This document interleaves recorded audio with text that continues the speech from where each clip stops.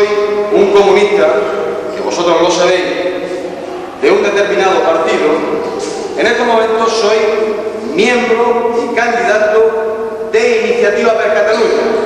¿Por qué digo esto de esto, compañeros? Porque para los trabajadores la cuestión del proceso de unidad, tanto desde el punto de vista sindical como desde el punto de vista político, es siempre, en todo momento y circunstancia, una cuestión fundamental.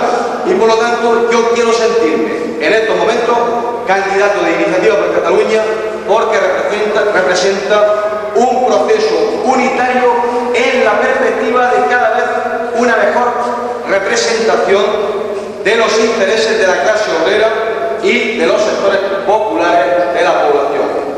En ese sentido, mirad, nosotros anoche, este mediodía, esta noche que estamos, o que vendrá, hemos estado llevando el programa de Iniciativa por Catalunya para las elecciones a este ayuntamiento, en primer lugar, como tarea fundamental a las empresas,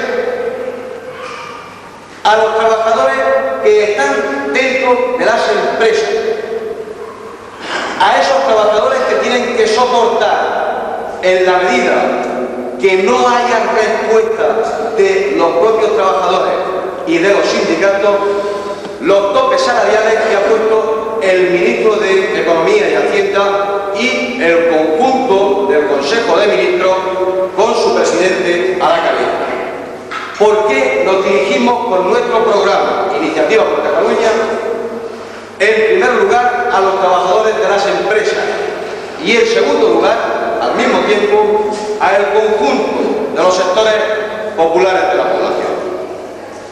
Porque Iniciativa por Catalunya nace con la firme voluntad de defender, en primer lugar, los intereses globales y, por lo tanto, desde el punto de vista político también, de los trabajadores. Y, por lo tanto, nuestra candidatura es una candidatura que se diferencia.